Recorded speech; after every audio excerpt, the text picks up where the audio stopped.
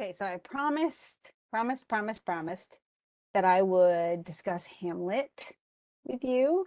So I'm going to try to keep it simple so that you can easily kind of skip through things. One thing I do want to reiterate, if you haven't seen a film version, there are some film versions that are better than others. And so one of the film versions, it has the best one, in my opinion, but the best film version of Hamlet is the one with Kenneth Branagh, and that's Branagh.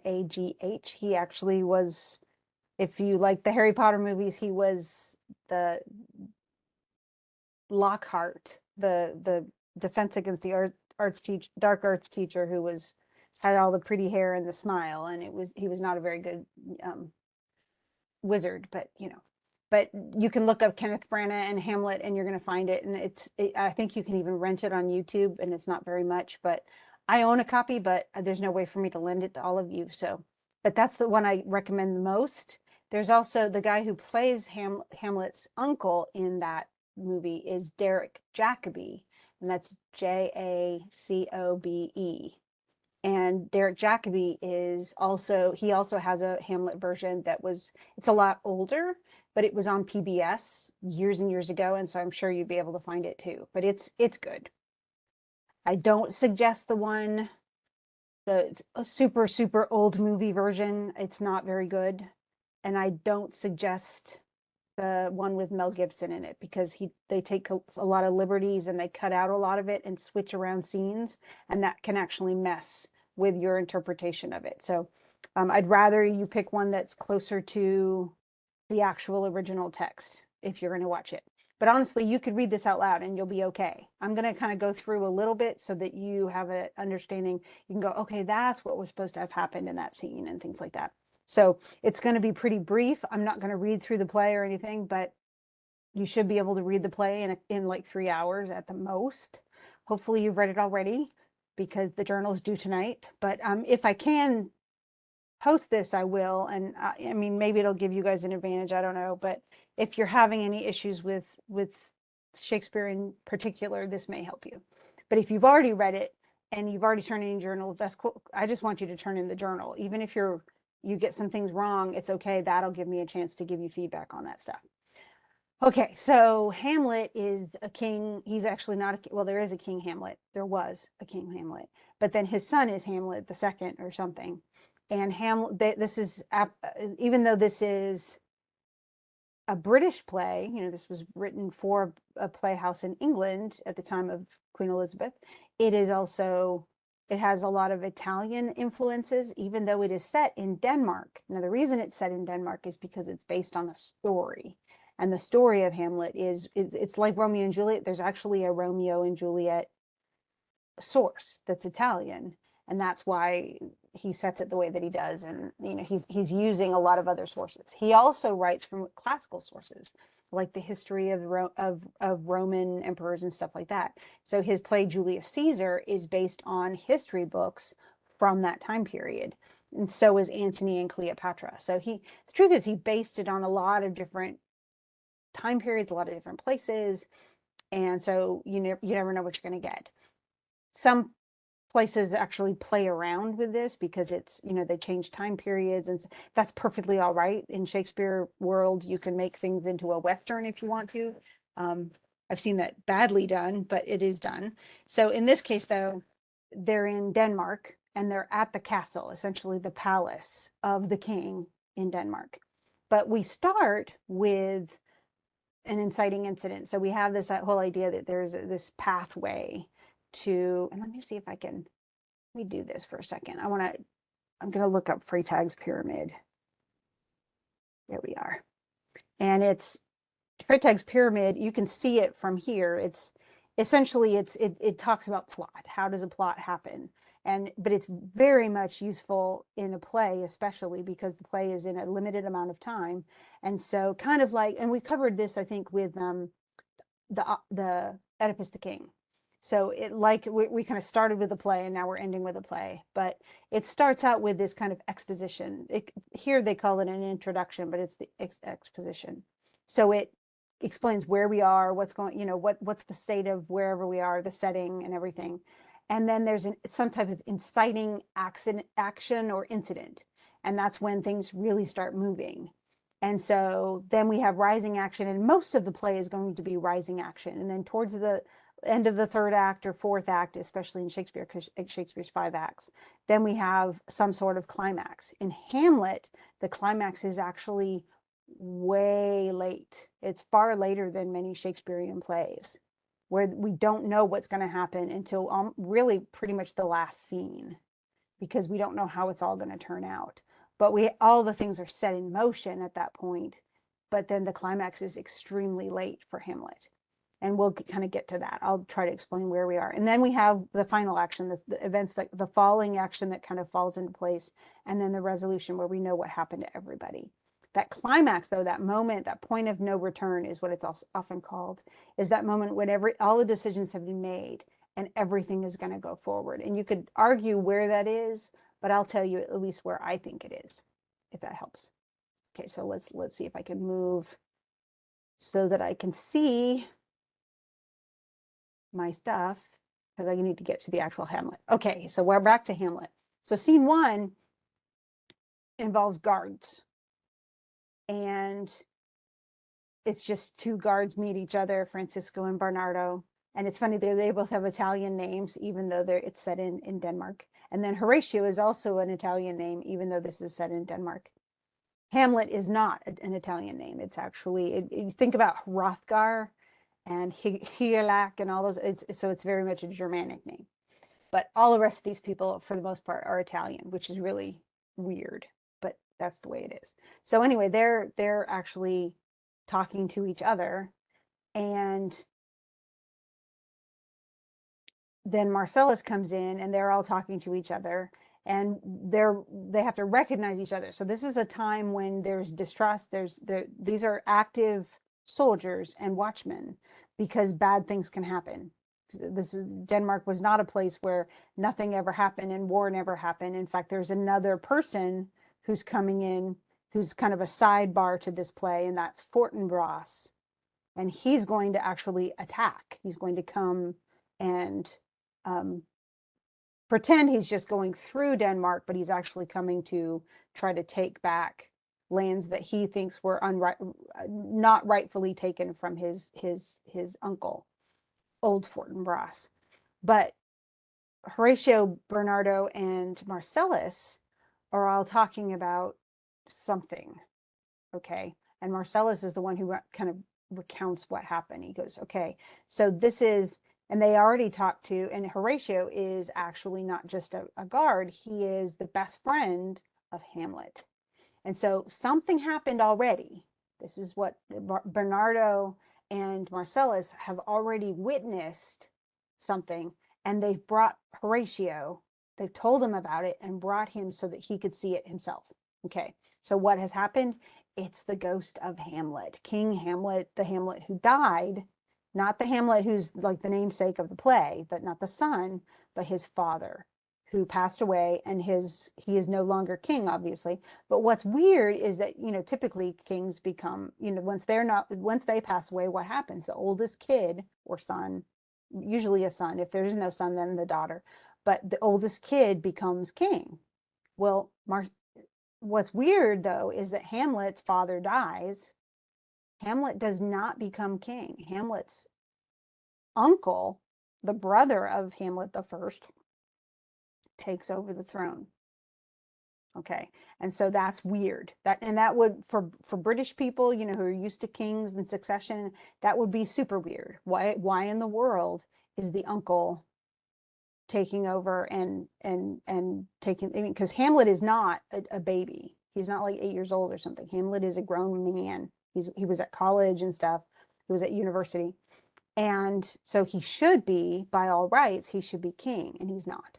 But they even will talk about that Denmark there's something rotten. They say that there's something rotten in the state of Denmark. So things are not all great, and everybody seems to know it, but nobody really has the power to change it. Okay. But Marcellus says, and he tells Bernardo, he goes, Horatio says, 'tis but our fantasy. and will not let belief take hold of him, touching this dreaded sight twice seen. So we've seen this thing twice. We told Horatio about it, and he doesn't believe me. He thinks that it's just fantastical, and it's not true, and we're seeing things. But he agreed to come up and watch with us to see if the ghost comes again, so that if he sees it, he'll believe it. And that's, that's like all of us. How many times have somebody said, oh, well, I saw a ghost once, and you're like, yeah, right. And unless you get the video evidence, or you see it for yourself, you're not going to believe it. That's exactly what's going on here. Now, for people at this time, ghosts were definitely possibility. A lot of people may have not believed in them, but if they believed in them, if anything, there were two possibilities for ghosts. They were either demonic spirits that were meant to fool us, or they were, real ghosts, real spirits, real souls trapped because something bad had happened to them. And so that's the question here once the ghost appears. So essentially they're talking about this, and he even says when the bell was beating one, and then he's describing, he's about to say this is what happened, but the ghost comes, and so, oh, we can't talk about this anymore. Because there's the ghost, he appears, and everybody kind of starts freaking out, and they're like, oh my gosh, doesn't it look just like the king that's dead? And Horatio says, well, I'm afraid to talk to it. Like, they're like, go speak to it, Horatio. And everybody's, they all agree it looks like the king. And Horatio is just not, he finally does. He has the courage. Then now Bernardo and Marcellus did not speak to it, but now Horatio is speaking to it. And he asks it, why are you here? So what art thou that usurpest this time of night? And why are you in the fair and warlike form of the king? And he says, by heaven, I charge. Of course, now he asks by heaven, which is a scary thing because it runs away. It's like, no, I'm not going to talk to you, which will make a lot of audience goers at the time think, oh no, it's something in league with the devil. It's demonic because it's running away when he says, by heaven, I charge thee speak. And Horatio chases after it, but the ghost flees and goes away. And they're like, dang it, it's gone and will not answer. So that he tries to talk to the ghost, but the ghost won't say anything. And Bernardo's like, see, you believe me now? And he goes, yes, I absolutely believe you. Is it not like the king? Doesn't the ghost look like the king, old King Hamlet? And he says, Horatio agrees, as thou art to thyself. In other words, he looks just like him. Spitting image. That was the very armor he had on when he fought Norway.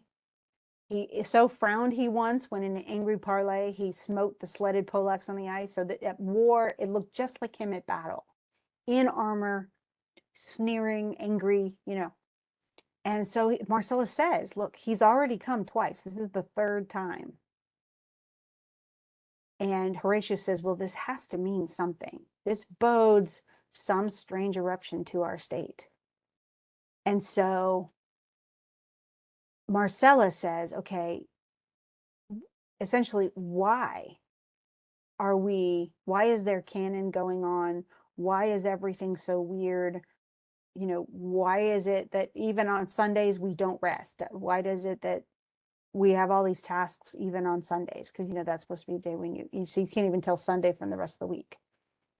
And essentially, Horatio brings up Fortinbras of Norway and says that Fortinbras essentially didn't want, well, the old guy essentially forfeited all his life, all his lands, which he stood, to the conqueror, which was Denmark.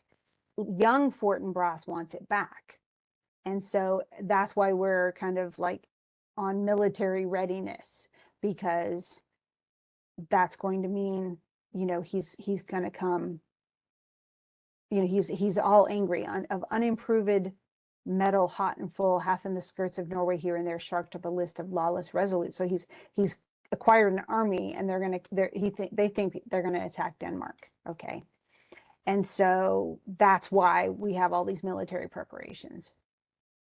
And then Bernardo says, well, is that why the king appeared? Because of fear that Fortinbras is going to come and take Denmark back.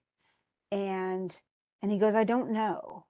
And I don't think Horatio's convinced by this. Like, there were weird things that happened.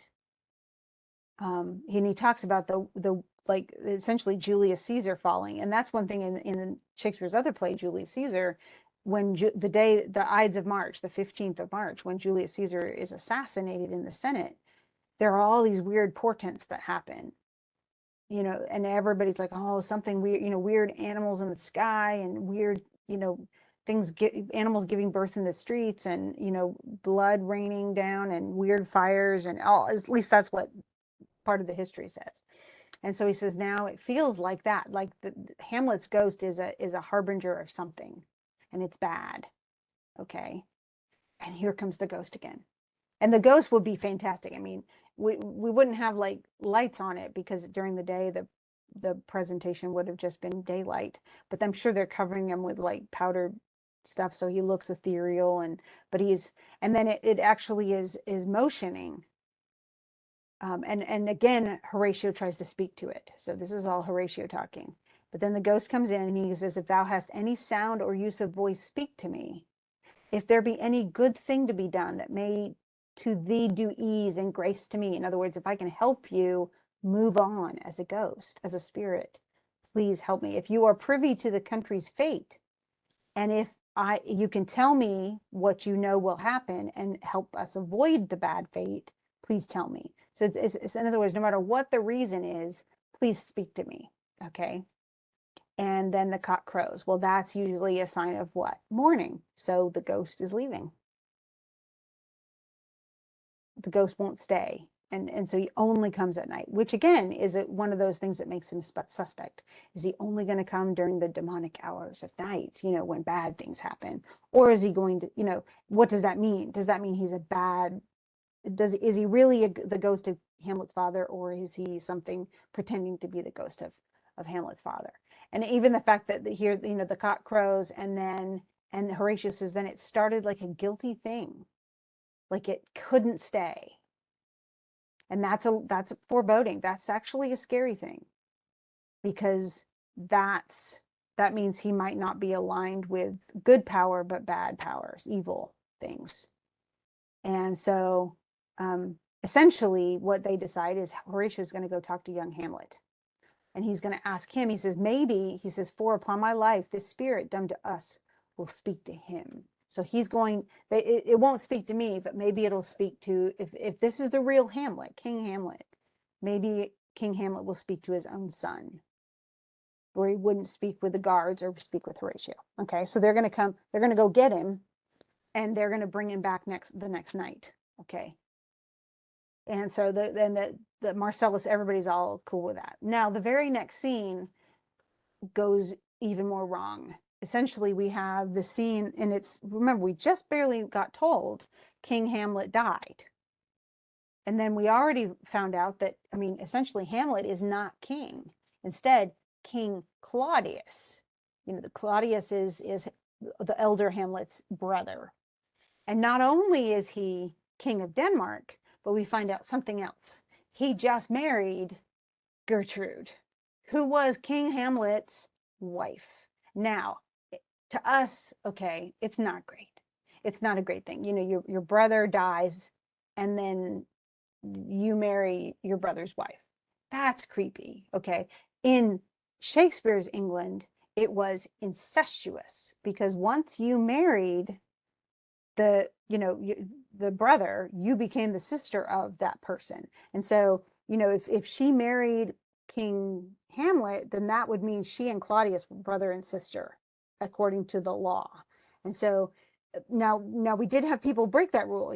King Henry VIII, for instance, his first wife, Catherine of Aragon, was actually his older brother's wife. Arthur, who never became king, he died before he did, married Catherine of Aragon. They were, from what we can tell, it was actually a very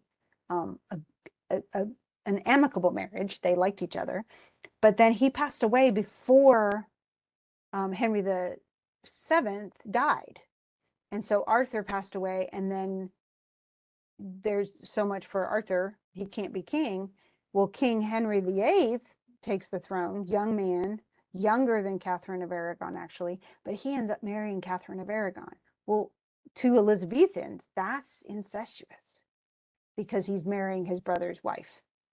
But, it happened. It still happened. So here's King Claudius, though, and he's not only taken the throne instead of Hamlet, who should have it, but he's also married Gertrude. And it wasn't very long ago. It was like a month or two since Gertrude lost her husband. So she didn't wait any time at all. There was, normally at this time too, and it was the same even through the Victorian era. You wait a year, if somebody dies, well, then you have a year of mourning, and that year of mourning, you wear black, you don't socialize a lot, but you don't go get married.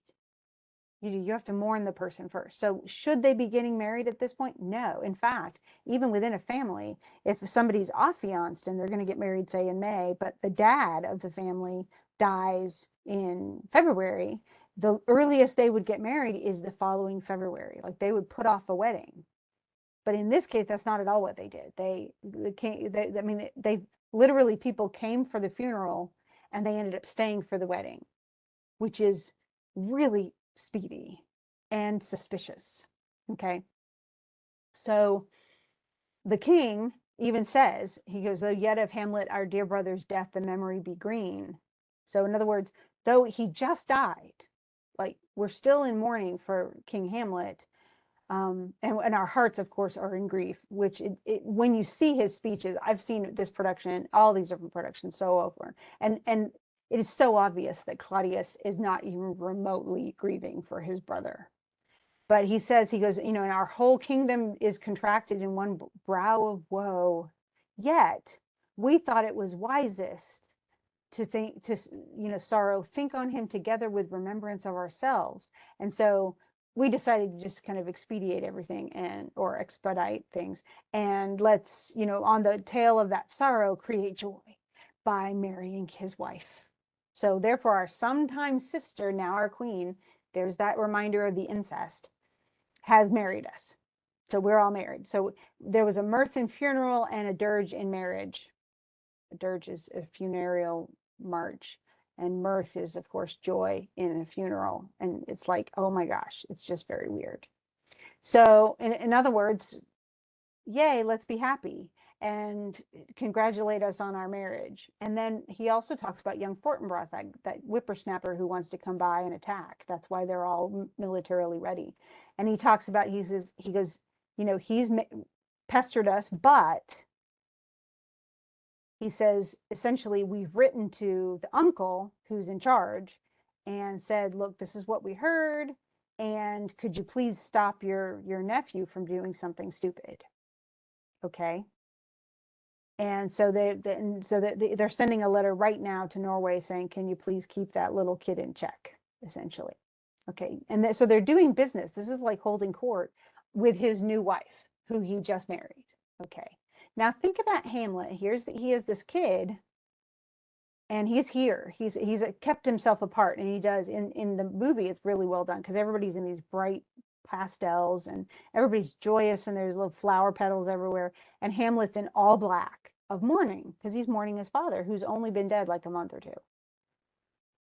But for the king, it's business as usual. Well, I'm king, so I got married. Yay, I'm gotten married. Now let's do all the court business. And then he talks to a boy named Laertes, who is Polonius. Polonius is like the chancellor of England. He's the guy in charge of running the kingdom under the orders of the king. So he was actually the chancellor under King Hamlet, and he's still the chancellor. His son Laertes is going to college. And that's what Laertes came in. He says, what would you like? And he goes, I want to go to France and go back to France and go to school. And essentially, I came back from France to come over here and see you crowned, your coronation, but I want to go back now. And King's like, okay, does your father say you can go? And Polonius doesn't. He says, well, I don't really want him to go, but I'm allowing that to happen. He goes, okay, so go have fun. And he goes, and so he says, go out back to school, because he's a college student, which is funny because y'all are college students. So he's probably 20, 22. You know, he's a young dude. Then there's Hamlet, and he says, okay, well, have fun, Laertes, you know, go have fun in France. And then he says, now my cousin Hamlet and my son. So he's already playing the stepdad. Okay. And Hamlet says, a little more than kin and less than kind. In other words, you're not a person who's nice to me, and you're kin too many times over. He's bringing up the incest because it bothers him. Now think about it though. Okay, your parent dies, and then a month later, your uncle says, oh, by the way, I've asked your mom to marry me and we're getting married. A month later. And then within 2 months, they're married. That would freak a lot of people out. Hamlet's not alone. I think all of us would probably be in this, like, what? First of all, how can you possibly romance somebody that quickly? But second of all, don't you have any respect for the dead, like, at all? And that's where Hamlet is. He's still mourning his father. He loved his father.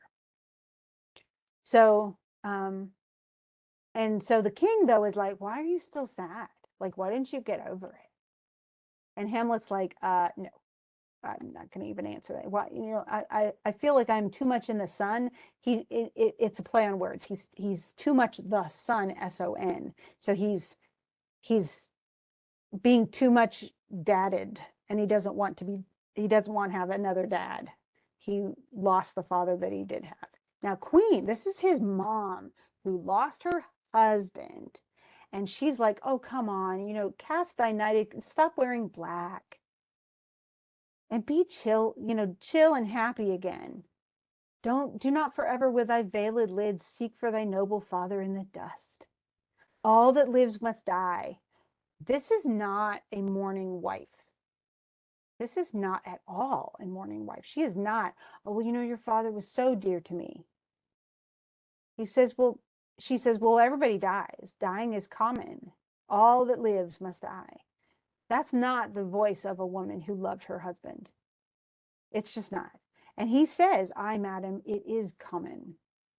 And she says, why does it seem so particular with me? And he says the word that's very clear. It is the key to one of the biggest themes in Hamlet. He says, seems, I know not, seems. He is not pretending. He's not play acting. He's not putting on a show. He's being real. All the rest of it is putting on a show, is play acting, is not real. He's the only one who's being real. All the courtiers are going along with this because Claudius is king. They're just going to go along with whatever it is. He will not. He will be true. So that's what he's saying. But he says they seem for their actions that a man might play, but I have that which passes show. It's not the clothes I'm wearing. It's that I actually do feel grief, Mom. And it's in some ways, it's a slap in her face because she's not wearing black. She's not even pretending to care about her husband who died. And that's definitely, he's chiding her absolutely for it. He'll do it again later. And then, of course, the king gets all, he says, oh, well, it's commendable for you to love your father and mourn him. Of course, that's good duty. But come on, get over it. He even says to persevere in obstinate condolement is a course of impious stubbornness. 'Tis unmanly grief. Don't be crying. There's no crying in manhood. And so he's very critical of Hamlet. But why? Because if Hamlet is putting on the show, it makes them look bad. Here they're having, yay, we're married, da da da da da. Let's pretend that everything's normal. And then Hamlet's here being, sobbing and wearing black. That makes them look bad. It reminds people, wait, King Hamlet died, and not very long ago. And so they want him to stop it. Get over it. You're making us look bad. But one thing he does also say, remember, he just barely let Laertes go to France. He says, for your intent in going back to school in Wittenberg, He goes, no, you don't get to go. We beseech you, bend you to remain here in cheer and comfort of our eye, our chiefest courtier cousin and our son. He goes, you want to go back to school to Wittenberg? No, we need you here. And he doesn't have a choice. If the king says no, he can't go. And so then they walk off all happy. Everybody leaves but Hamlet. And Hamlet is devastated. He is absolutely ripped up about losing his father. And he says, he wishes that the everlasting had not fixed his canon against self-slaughter. In other words, he would like to commit suicide. He is that broken up. And he's horrified by all of this. It's not just that his father died. It's that all of this happened, that Claudius is king, that he doesn't know, nobody knows how Hamlet died, that his mother has married his uncle. All of this is just whacked. He even says, he says, but 2 months dead. Nay, not so much, not 2. And he loved my mother. And I thought my mother loved him. And yet, we do get the frailty, thy name is woman. That's actually from this play. There's a lot of, to be or not to be, of course, is the most famous line of this. But essentially, he goes, at the funeral, she was sobbing all over. She followed my poor father's body like Niobe. That's actually a Greek reference of a woman who cried and cried and cried and cried because she lost her children until she turned into essentially a water fountain. But he's like, and he even says, a beast that wants discourse of reason would have mourned longer. But she's married to my uncle. And he says, but no more like my father than I to Hercules. So, he says, I'm just a weeny little kid. Look at, but he doesn't even sort of measure up to my father. He's not even sort of good enough for my mother. And why would she marry him like that? And why would she stop mourning my father? I mean, to him, he's all broken up. But then Horatio comes with Marcellus and Bernardo, and they say, okay, they're sort of telling him the news a little bit, but essentially, he asks Horatio, what's going on? And Horatio says, well, I came to see your father's funeral. And he goes, come on, don't mock me. I think it was to see my mother's wedding. And he goes, okay, yeah, well, yeah, they were right after each other. They followed hard upon. And he goes, yes, thrift. The funeral baked meats did coldly furnish forth the marriage tables. In other words, they really did get married very quickly. So they're sort of joking about it, but it's bitter. It's not, they're being sarcastic. And Horatio, then he says, I've seen my father. And he thinks I see my father. And Hamlet, but he doesn't not really see him like the ghost, but he sees him in my mind's eye. And Horatio says, I think I saw him last night. What? And he goes, your dad? My dad, the king, my father? He goes, yeah. He goes, let's tell you what happened. And so they go through the whole story about how they saw the ghost. And he goes, where? And he goes, up on the platform. So this is probably in the second level of the stage. And he goes, yeah, he goes, I tried to talk to it. Because he said, did you not speak to it? And he goes, I did, but it wouldn't answer. And it looked like it was going to speak at one point, but then the cock crowed. And that was the end. He shrunk away and that was it. And so Hamlet's like, okay, are you in the watch tonight? And they go, yes. And he goes, are you armed? Yes. And he says, did you see his face? And they said, yeah. And it looked like him, but he seemed more sad than angry. And Hamlet says, I wish I had been there. And so essentially what they do is they work out, okay, I'm going to go with you. And if I see him, if the ghost appears, I will speak to it. Though hell itself should gape and bid me hold my peace. Okay, so he's on board and he wants to go and see it. Okay, so that we know what scene's going to come anyway. But then he says, he goes, my father's spirit in arms. So he's armored. All is not well. I doubt some foul play. In other words, I think something bad happened to him and it wasn't natural causes that he died. But then he says, He goes, foul deeds will rise, though all the earth overwhelm them. So he's going to find out get to the bottom of what happened. Okay. Now the next scene, you don't need a lot, but do know that Laertes is leaving. His sister is Ophelia. That's important because it will matter later on in the play. But he essentially says, I've got some advice to give you before I go off to, because he's going to France, remember? And she goes, what is it? And he says, okay, I'm giving you advice about Hamlet. I know Hamlet's given you trinkets. I know he's been wooing you. Don't give in to him,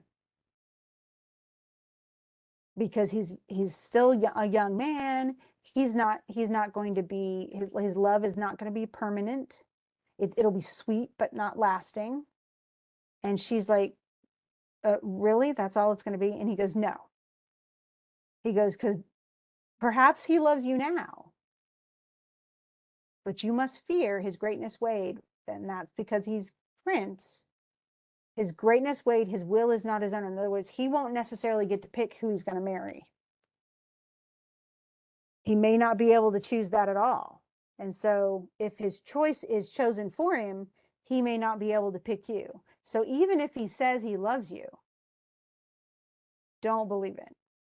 Because even if he sort of does, he may never marry you. And that would be, you can't give yourself to him and then, not be married. Remember, chastity is what you're supposed to be doing. So be careful. So keep you in the rear of your affection. So don't fall in love with him, because it'll get you. Because the likelihood is he's never going to be true to you and stay in love with you. And she says, okay, but make sure you watch yourself too, buddy, going off to college. And don't show me the steep and thorny way to heaven and then go off as like a libertine and go on the primrose path of dalliance. And that's what, essentially, don't tell me to be all straight-laced and then you go and be, drunken and hang out with, women and stuff like that. And then here comes Polonius, and he gives them some super boring advice. It's mostly, it's what is it? He has all sorts of really big advice. Where's the one that's don't spend more money than you actually have. Neither a borrower nor a lender be, for loan oft loses both itself and friend. That's common, and that's actually, I've seen it on placards. Don't. And be to thine own self be true, and it must follow as the night of the day that thou canst not then be false to any man. So those are all pieces of advice I've heard, but it's all real pithy, and probably Laertes isn't listening a whole lot. But then Laertes says to Ophelia, remember what I said? And Ophelia's like, okay. And then Polonius says, well, what did he say? And she said, well, it was about Hamlet. And he goes, he says, good, I'm glad he said something, because Hamlet's been hanging around you and you've had some intimate moments, and I don't know about that, but you need to be cautious. Okay, remember, you have to be my daughter, and you have to be honorable.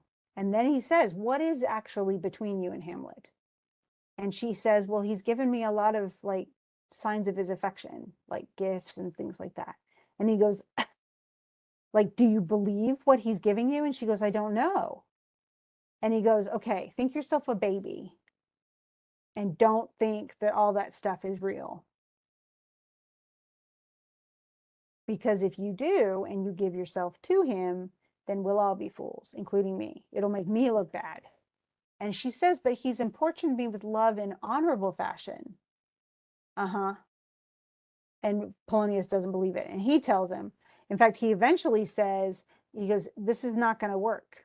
He says, for Lord Hamlet believes so much in him that he's young, and he can walk with a longer leash than you can, Chicklet. So, and he says, don't believe his vows. Don't believe him when he says he loves you.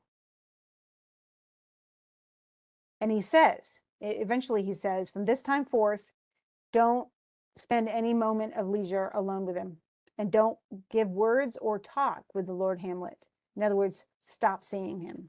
And she's like, okay.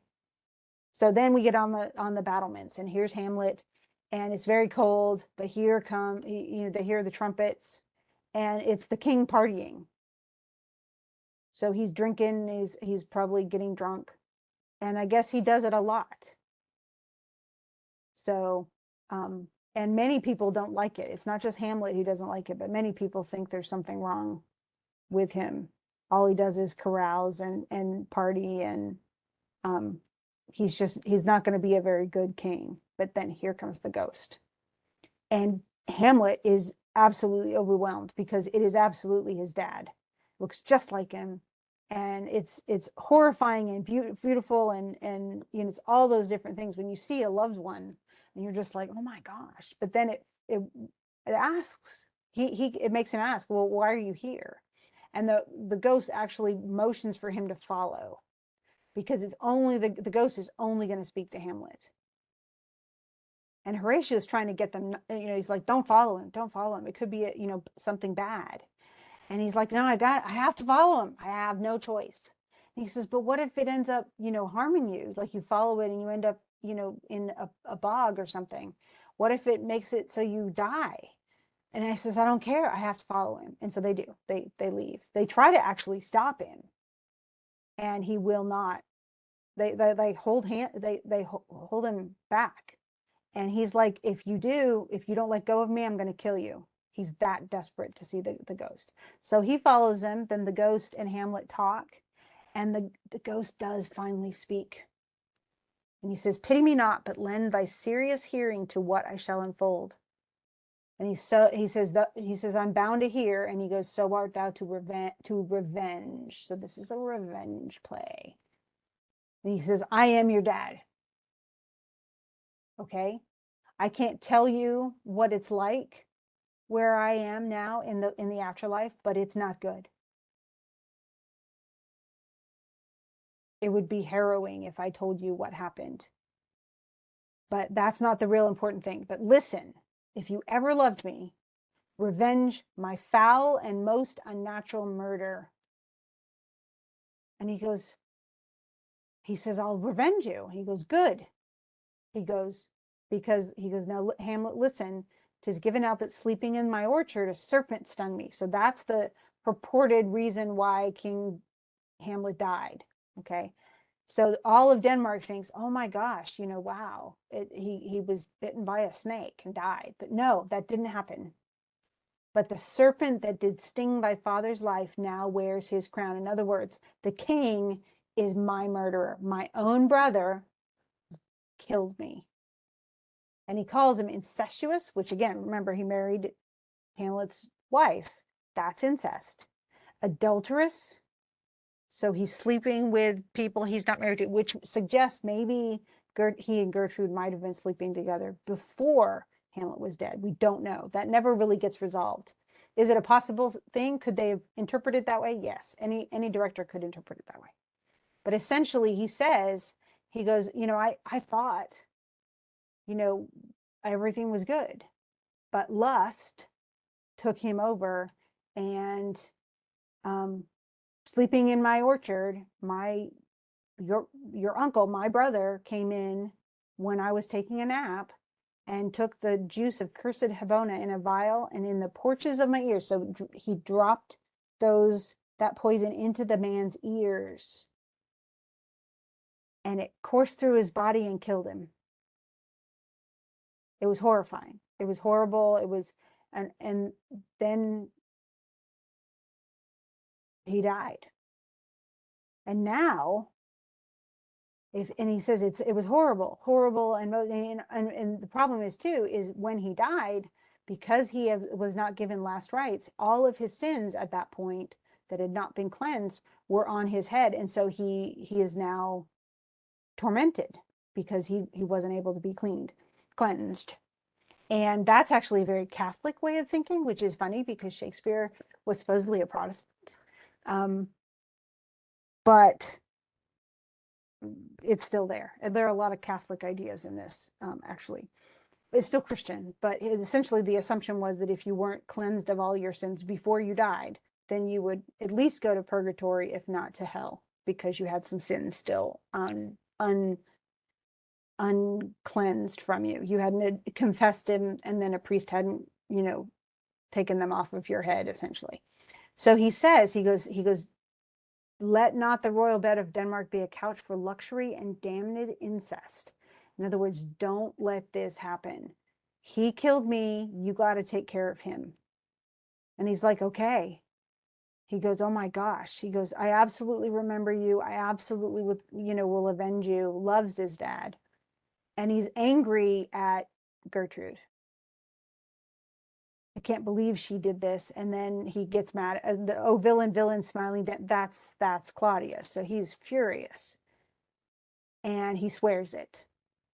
And then Horatio and Marcellus come back in, and they're like, what's going on? And Hamlet's just giving weird answers. And essentially they said, well, first you have to tell me, you have to promise to me, you have to swear to me to keep this secret. And they're both like, yeah, absolutely. And so he tells him, and finally he says, he goes, I have to go. There was definitely a villain dwelling in all Denmark, but he's an Aaron. So he's essentially, he's making references to Claudius. But he says, I'm going to go pray. And he goes, wait a second. Horatio's like, none of the stuff you say makes sense. And he says, there's too much offense. And Horatio's like, I'm not offended. He goes, no, I'm talking about the other stuff. Okay. What I found out. And he says, I have to give you one request, only one request. Never make known what you have seen tonight. Don't tell people. And they're like, okay, well, we won't. No, you have to swear it. And this is part of the, eeriness of everything, because they're just like, okay, well, we sort of swore. Indeed, swear upon my sword. And then you hear the ghost going, swear. They're like, oh my gosh. And come on, swear. Okay, well, what are we supposed to swear? And so they swear eventually. And so it's all very manic, but it kind of gets to this is a scene that really shows where Hamlet's going. He's sort of losing it a bit. It's a very manic scene for him because he's so desperately upset. I mean, remember, he was so sorrowful just earlier that day because he had lost his father, and no one seemed to care except for him. So even his mom didn't care. And so now he has something he can act upon. And he's going to figure out, essentially, he's got to do what he can to take care of this. And he's worried, though. Oh, cursed spite that ever I was born to set it right. Like, he has to be the one that solves this. But they have to keep it secret. Okay. And so then Polonius comes in, and this is not a necessary scene, but Polonius is essentially saying, he's sending Rinaldo to go and spy on his son. He doesn't trust that his son will be what he's supposed to be. And so he has Rinaldo, he pays him so that he can spy on his son, even though his son Laertes does not know. Okay. But that's what Polonius is. He's kind of like, what's the word? It's all about subterfuge. Everything is deceit, but he's a longtime courtier, and he's going to do what he has to do to look apart, but be sneaky on the other side of it. And that's probably why he fits Claudius so well, because the guy is also sneaky, the king. And so but you don't really have to know too much about that until we get to the end of the scene. And this is where the real crux of it is. Ophelia comes in, she's all upset. And it's because she came, you remember, she was told by Polonius, hey, don't talk to Hamlet anymore. Don't accept any gifts from him, nothing. And so she said, well, just now I was sewing in my closet, like her little, it's not really a bedroom, it's more of like a little sitting room. Lord Hamlet unbuttoned, so he's not all nice, neat and everything. He looks all kind of unkempt. No hat upon his head, his stockings fouled, ungartered, down giving to his ankle, pale as his shirt, his knees knocking each other, and with a look so piteous and purport that as if he had been loosed out of hell to speak of horrors. he comes to me. So Hamlet looks like a crazy person who hasn't showered in a couple, in a while. Well, for medieval times, goodness knows how long it had been, because they didn't bathe very often. But Polonius is like, he's mad for thy love? And she goes, I don't know, but I'm afraid about it. And he goes, well, what do you say? And she says, well, all he did is hold my arm and look at her. But he didn't say anything. And he sighed and thrice his head thus waving up and down, he raised a sigh so piteous and profound as it did seem to shatter all his bulk and end his being. And then he walks away from her, but he keeps his head turned towards her. Now, could this be absolute fakery? Absolutely it could. We don't know.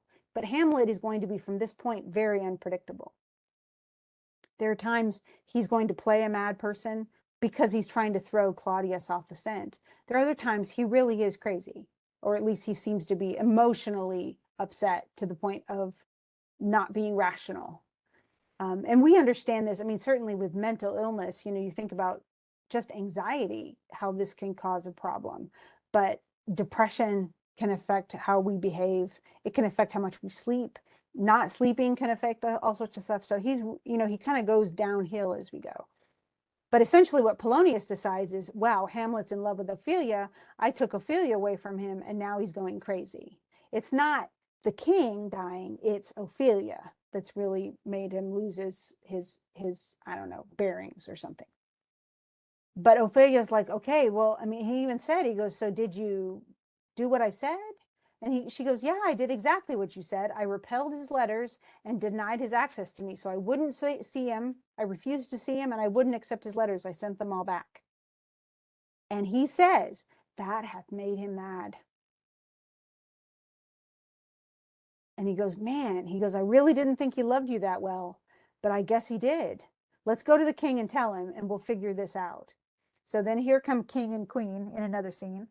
And they are doing the subterfuge thing. Remember what Polonius was doing? He had somebody spying on his son, Laertes. So he sent off Rinaldo to go and take in and spy on Laertes back at school. Well, the king invites Rosencrantz and Guildenstern. These are college buddies of Hamlet. Well, at least they're college acquaintances. They're not really that good friends, we find out later. But they invite him there, and they say at the very beginning of this, essentially, we have to use, essentially, we had to send for you hastily. Okay, so you know that Hamlet's been in mourning because his father died, right? And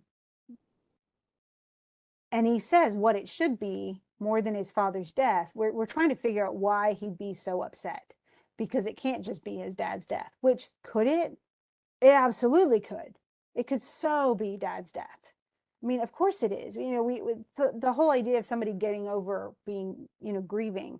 If you've ever lost someone close to you, you know that grief is not, there's not a specific timeline.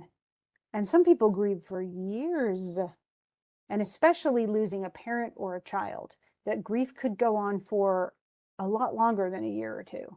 So, but he's acting like even a month later, okay, well, or a couple months, he goes, well, it has to be something more than just his father dying. But I don't know what it is. So what I would like you two to do is stay here in court for a while, spend some little time, so that if you interact with him, talk to him, see what you can do to gather information about what's really bothering him. Okay, so they're sicking, and this is the queen too. She's in the room, and they're sicking these two people, Rosencrantz and Guildenstern, on Hamlet to spy on him, to figure out what's going on. And the Rosencrantz and Guildenstern, they have no qualms about it. They're like, sure, of course, we'll totally see what we can do to figure out what's going on with Hamlet. And then they're going to, okay, go on and go see if you can find Hamlet. And then of course the king, and this is when Polonius comes in, and he's like, hey, I think I know the reason why Hamlet's all weird. It's because I know the very cause of Hamlet's lunacy. Oh, what is it? Well, it's because he's in love with, and she says, and the queen says, I doubt it's no other but the main, his father's death and our hasty marriage. So the Gertrude admits why it really was. I mean, she knows what it is. Well, this is the real cause, is that he lost his dad and then we got married really fast. But the king wants it to be something else. Polonius definitely wants it to be something else. And so then the king talks to Voldemort about, essentially they're saying that Fortinbras is not going to come. His uncles talked to him. He's told him, no, just stop it. But then he's written a letter back saying, could you please let Fortinbras walk through the country, travel through Denmark to get to another place. And King's like, okay, yeah, sure, he can totally walk through. Yay. But then he thinks why can I suddenly not think of his name? Fortinbras is okay. Well, we're safe now. We don't have to worry about that. He's taken care of because his uncles talked to him. Okay, then here comes Polonius, and he said, okay, and he very in lots of too many words and everything. He makes a big mess, but he says this is an actual letter that he gave to Ophelia. So not only has Ophelia come and talked to her dad about this, but she obeyed him and didn't take letters. But then here is a letter from Hamlet to Ophelia, telling her that he's in love with her.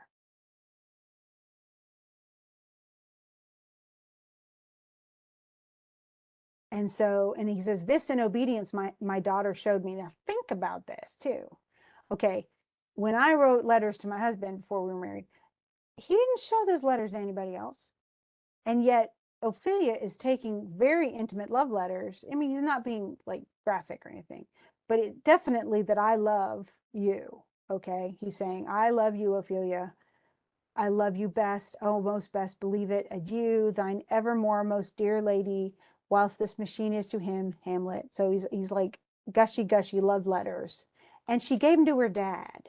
Now, she probably felt like she had to. Her dad is that much in her business. But then the king says, well, how did she receive his love? And Polonius says, well, what do you think of me? He goes, I told her. Now, this is a lie. He says, well, he is way above your star. There's no way that he could possibly value you because he is a prince.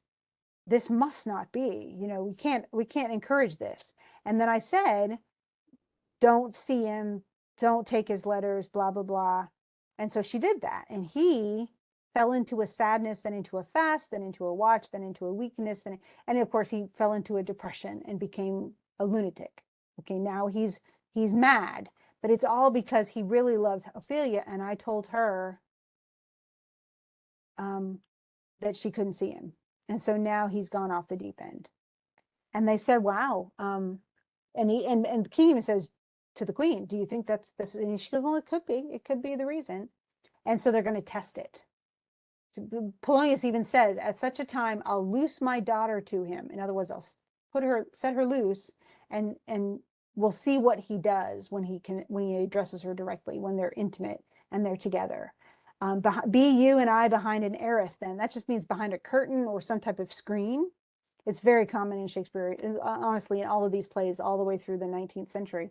But we'll listen in and see if it shows up like that, okay?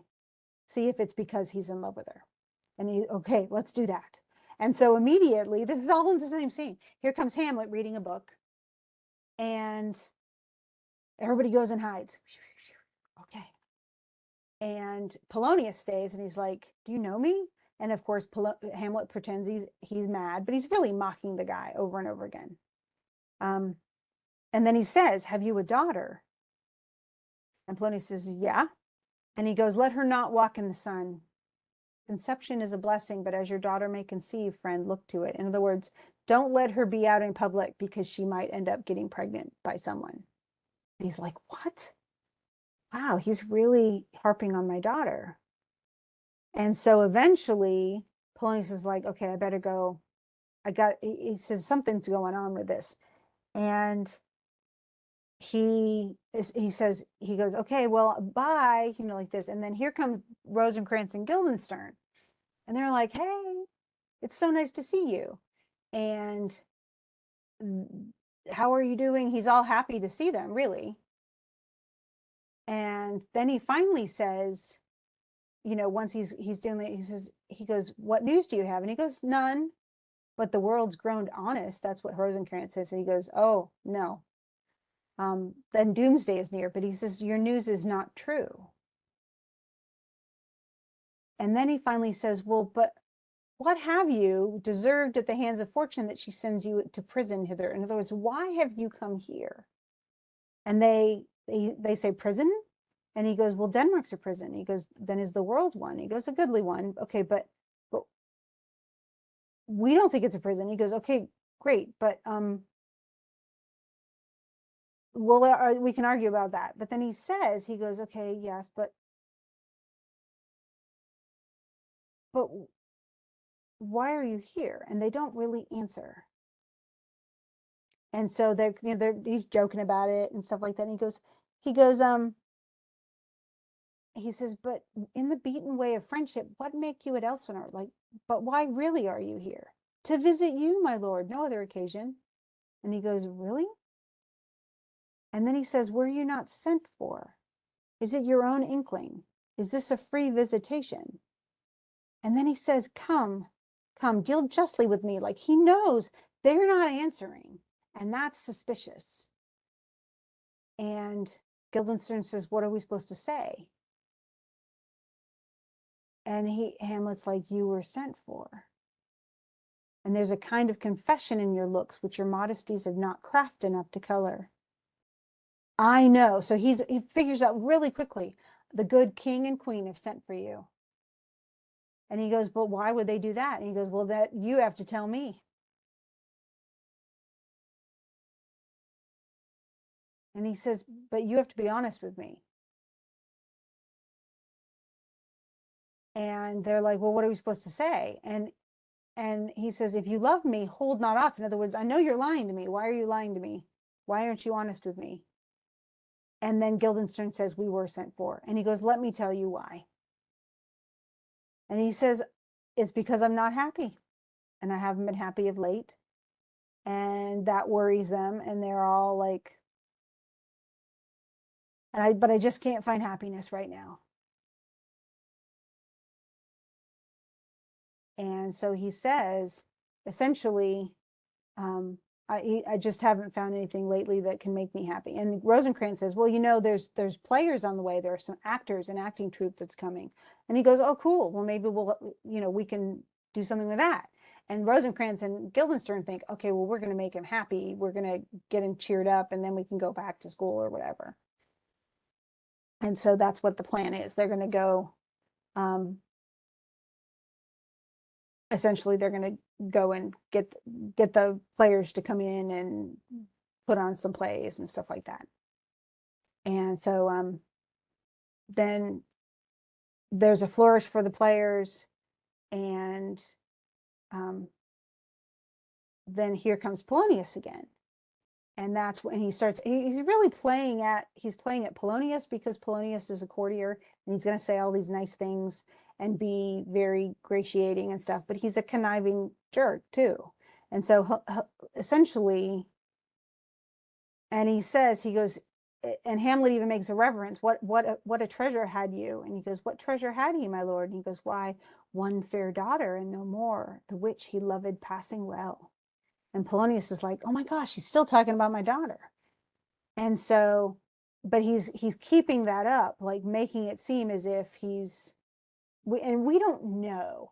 I mean, different interpretations of the play say different things. Did he actually love Ophelia? Was he just pretending? Um, but then the actors come, and so, and they recite some lines from about Priam. And Priam was the king he was the king of Troy, and Hecuba is the other person that's his wife. And so all these, he's like, "Remember that?" And the player actually starts the recitation and really has great, feeling and everything like that. So um, and they go through and they're just playing. It's kind of like a little baby play within a play. There's going to be another play, but Is it super important for you to study all that? No, it's not.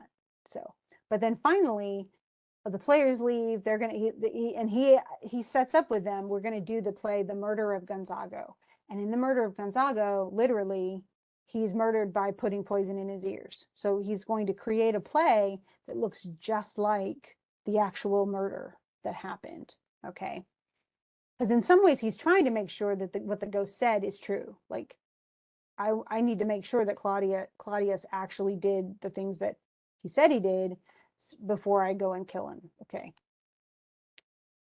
And he even says here, he goes, here's this player, this actor who is in this passion about something that is fake. It's,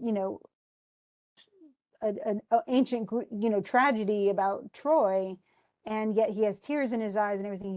He goes, so here's all this emotion from this actor, and yet here I can't even cry, and I'm not acting upon what I know, what I think to be true.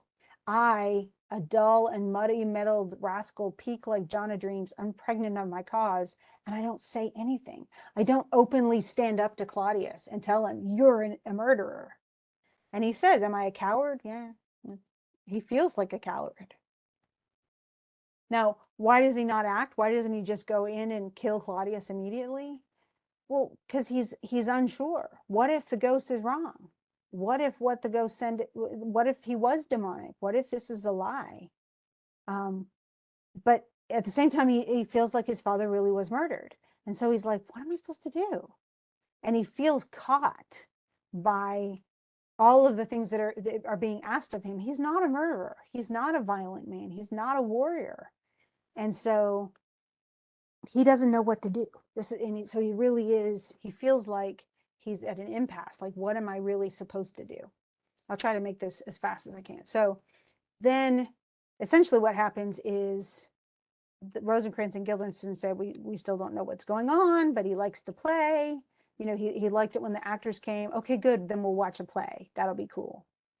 And then he says, I've sent for Hamlet and I've sent for Ophelia, and we're going to see how they are together. Okay. And Polonius puts Ophelia in there. This time she's reading on a book. In some of the versions, she's reading the book upside down, and Hamlet notices that it's fake. And Hamlet doesn't do fake now, so he notices when he thinks people are playing a game and trying to fool him, and he won't stand for it anymore. And so then Polonius and the king go and hide behind an arras. And then this is when Hamlet has his big to be or not to be speech. And then he comes upon Ophelia. And Ophelia says, she's just kind of, she says, well, good my lord, how do you? And then she says, I have some remembrances of yours, some things that you gave me. I need to return them to you. I pray you will receive them. And he goes, no, I never gave you anything. So he's kind of bitter. And she goes, but you did. You totally did. And then he starts on this whole idea of honesty. And it becomes very clear to him that she's not being honest with him. And he feels as if she's being manipulated by her father, who's being manipulated by the king, but in turn, she's manipulating him. Like, I've loved you, but you don't love me. So he says, I did love you once.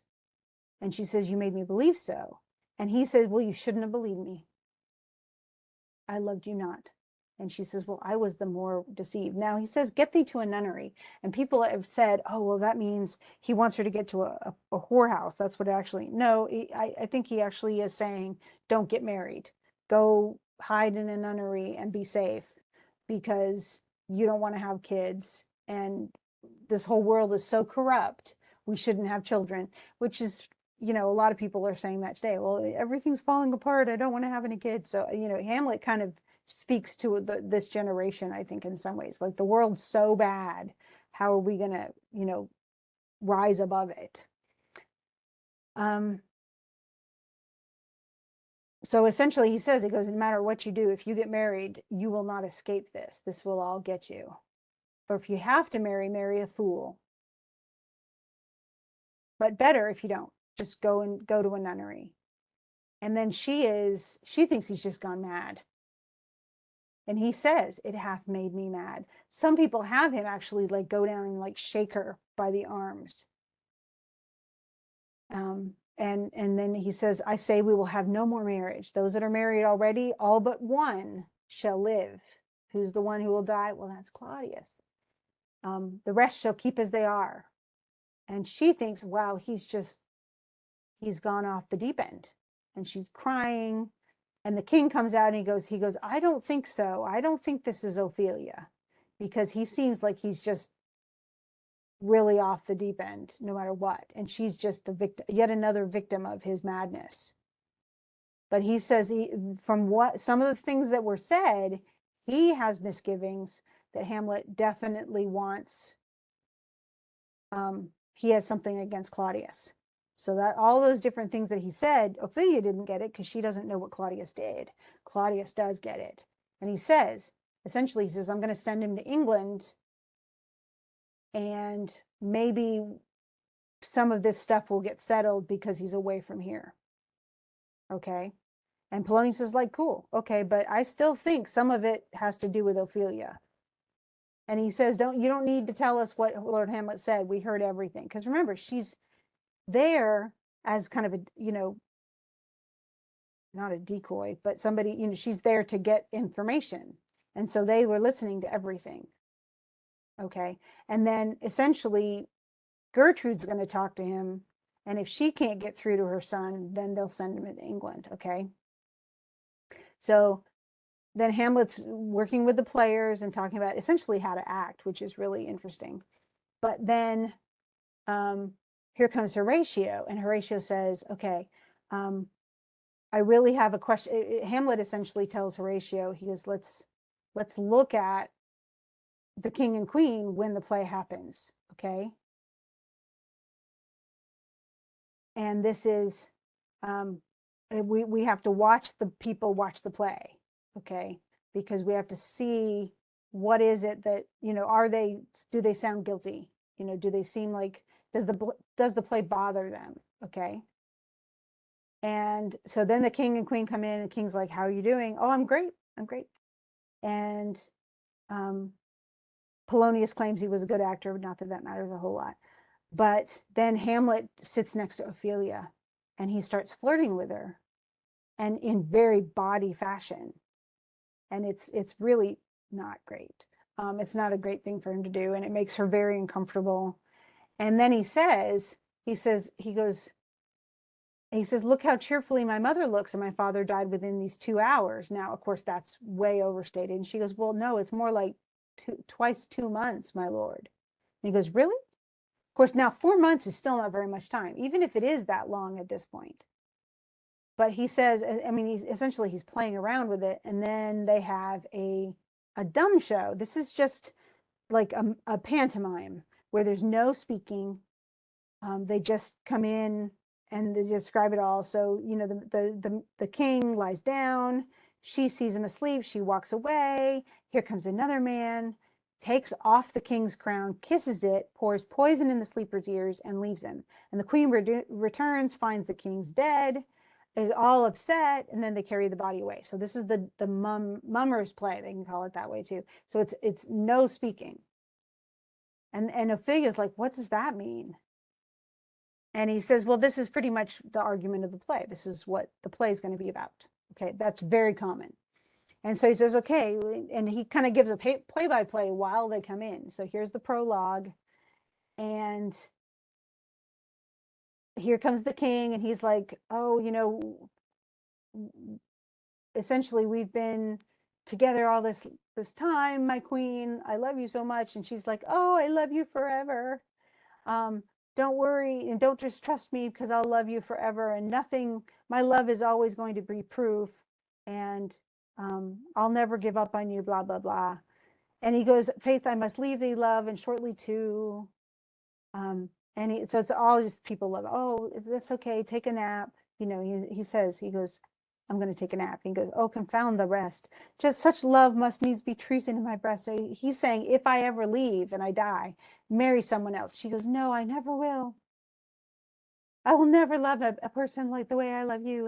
You know, of course, these are played by men, but you know, but then she says, she goes, a second time I kill my husband dead when second husband kisses me in bed. So it talks a lot about that, that once she's a widow, she's going to stay a widow. She will never remarry.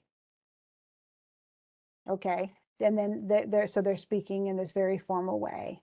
But she promises, she swears she will never marry another. She's going to be a widow forever and never be a wife again. She'll never marry someone else. And then Hamlet says, well, why do you like this play, to his mom? And his mom is like, methinks the lady doth protest too much, you know. And he goes, oh, but she'll keep her word. In other words, she's not going to remarry.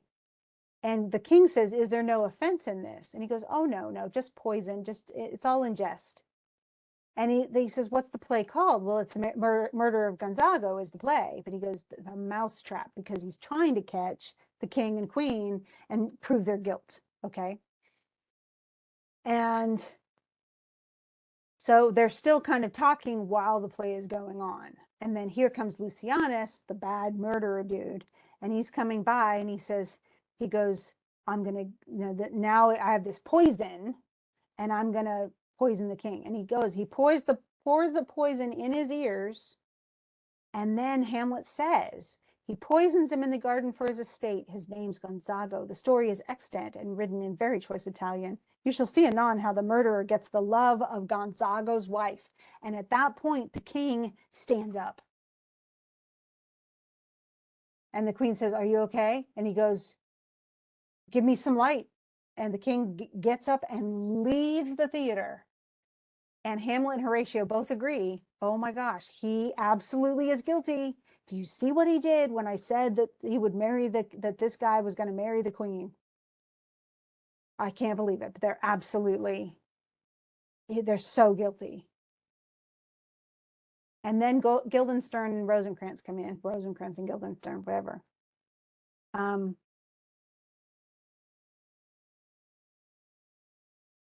they're upset. They said, the queen, your mother, in most great affliction of spirit, has sent me to you.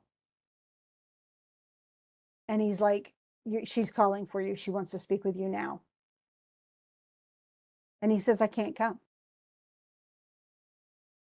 He says, I can't. Well, at first he says, I can't make you a good answer. And he says, my mother, you say? And he goes, yes. And he goes, she wants to speak with you in her closet ere you go to bed. And he goes, okay. Have you any other trade with us?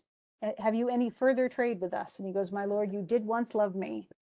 Remember, though, he knows that these two friends are spying on him. He knows they were sent for to spy on him.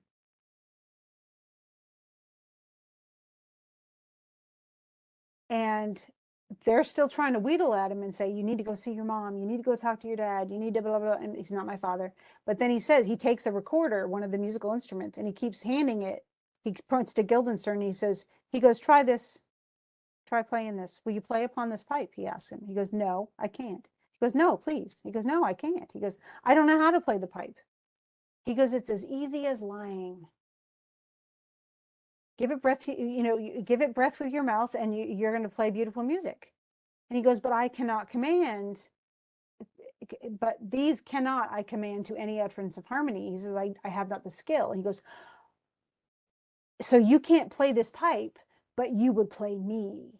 You think you don't know all the stops on this musical instrument, but you think you know my stops. That's what he says here. He goes, oh, no, you think you can play? I am not easier to be played on than a pipe.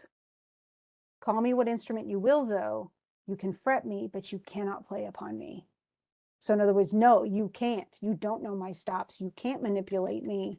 Leave me alone. It's really, it's one of my favorite parts of the whole play is when he tells them off. But he's sent for. The queen wants to speak with him. Okay, I'm coming. And he says, oh, this is a big deal. He knows now Claudius is guilty. Okay, he knows it. This is not I wonder if the ghost is really what he should be, blah, blah, blah. No, he knows he's guilty. So then here comes the king, and he's talking to Rosencrantz and Guildenstern. And so he says, okay, this is bad. You know, all the stuff that's going on, this is not good. I'm going to send, and he tells Rosencrantz and Guildenstern, go get packing. I'm going to send you with him to England. Okay. And they said, okay, we'll go pack. So they're still his allies. They're not Hamlet's friend.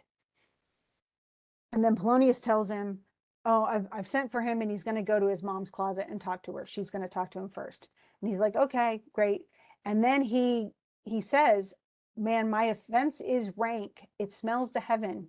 So he says, I killed my brother. I killed him. Pray, can I not?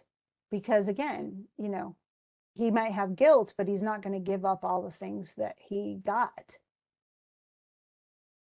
He got the throne because of his killing his brother. He got a wife because of that. He goes, so essentially, what form, and he even says, but oh, what form of prayer can serve my turn? Forgive me my foul murder, but I've gotten everything I have because of that murder, and I would give none of it up.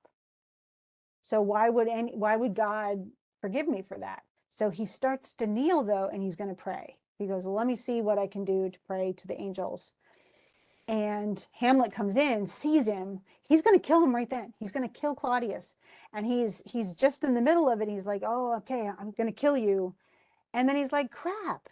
But he's praying. While my dad was murdered in the middle of his sins, I'm going to wait till he's praying to kill Claudius. And then he's going to go to heaven while my dad doesn't get to go. Why would I do that?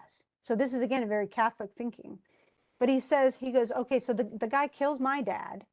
And for that, I'm going to send him to heaven? No. And so he decides not to kill him right then. He goes, no, I'm going to wait and kill him when all of his sins are upon him. When he's drunk asleep or in his rage or in the incestuous pleasure of his bed. So he's with my mom in bed. That's when I'll get him. Forget it. And he leaves. He's going to go see his mom, and he'll kill the king later when the king's in the middle of sin. Okay. Then the king gets up and he goes, man, I didn't pray at all. So had Hamlet killed the king, even by Catholic thinking, the king would have gone to hell because he wasn't praying for anything. It just, words without thoughts never to heaven go. So he looked like he was praying, but he wasn't. So there's that whole idea of seems. He seemed like he was getting purification for his sins. So Hamlet wasn't willing to kill him, but he really wasn't. So then he comes in. Polonius is behind an arras, behind a curtain or a screen, and the queen is going to talk to Hamlet. And Hamlet's like, what in the world have thou hast thy father much offended. That's what she says. Of course, now who's his father? Is Claudius's father? No, he's his stepfather. And Hamlet doesn't really respect him anyway. And remember, he's a murderer. And Hamlet says, mother, you have my father much offended. And she goes, come on, that doesn't make any sense. And what's the deal? And she says, have you forgotten me? He goes, no, you are the queen, my husband's brother's wife. And would it were not so, you are my mother. So in other words, reminding her of the incest. Okay. And so she's like, she's afraid of him. Are you going to murder me? He says, I need to set up a mirror where you may see the inmost part of you. In other words, he's going to try to show her who she really is. And she goes, oh no, are you going to murder me? Help. And she calls for help. Polonius is like, oh no, help. And Hamlet thinks that that's the king and stabs through the arras and kills Polonius. And Queen is like, oh no, what have you done? And he goes, I don't know. Is it the king? Because he thinks, okay, well, I just didn't kill Claudius, but now he's spying while I'm talking to Gertrude. Well, if I kill him now, he gets to go to hell. But it's not the king. And she goes, what have you done? You know, what rash and bloody deed is this? And he goes, a bloody deed, almost as bad, good mother, as killing a king and marrying with his brother. In other words, almost as bad as what you did. And she goes, as kill a king? And she did not have anything to do with her husband's murder. And that's a clue. It's a key But she did not. She actually did not do anything. And she didn't even know it happened. And he goes, that's what I said. And then he goes back behind the arras, pulls out Polonius's body, and is like, dang it. And he calls him a wretched, rash, intruding fool. And he says, I took thee for thy better. In other words, I thought you were the king. And he says, but let me talk to you now. Polonius is not, he's dead, but let me talk to you about what you have done. And he talks to her about the choices that she's made and about what she did, that she allowed a man to take her when she should have been mourning her husband, that she let her bed become incestuous by sleeping with her brother-in-law, that she gave up, here's Hamlet, who was such a great and godly man, and then she took on a man who was not even sort of his equal. He even says, have you eyes? Could you on this fair mountain leave to feed and batten on this moor? In other words, can you you see what he was? And he actually has like little miniatures of his dad that he owns, and then the uncle that she's wearing. And he's like, can you look at these two miniatures? Look, can you compare one to the other? Are they even sort of alike? It's disgusting. And she goes, oh, speak no more. And she really does. She goes, he makes her see the truth. And the ghost comes and he's like, stop berating mom. Leave her alone. I told you, leave her to heaven and talk to your mom and be kind to her. Look in amazement where your mother sits. Oh, step between her and her fighting soul. And the queen sees that Hamlet's talking to someone, but she can't see King Hamlet, the ghost. Only young Hamlet can see him. And so she's like, where are you looking to? And essentially, he says, you don't see him? No, I don't see anybody. And he goes, oh my gosh. And there he's stealing away. And then he talks to her and he says, you have to do what I say. He says, and the number one thing he says, he goes, don't go to bed again with Claudius. Don't keep heaping sin upon yourself. Okay? She even says, what shall I do once he says all this? And he goes, don't let the bloat king tempt you again to bed. I'm not mad, but I'm trying to figure this out, and he is a murderer. He's a bad dude. And she says, okay, I will definitely, I won't tell anybody what you said, and I will listen to what you said, and I'll do what you say. And he says, I have to go to England. You know that. And she goes, yes. And he says, there's letters sealed, and my two schoolfellows, that's Rosencrantz and Guildenstern, are going to go with me. But I think something is going to happen. And so I have to figure all of this out. And we do find out later that absolutely something is going to happen. So Hamlet takes off Polonius. Now we're in Act 4. And let me see where we are. I might do this in 2 parts. Yeah, we're almost to an hour and a half. So I'm going to go ahead and start with Act 4. I'll stop the recording and you can see another one. Okay.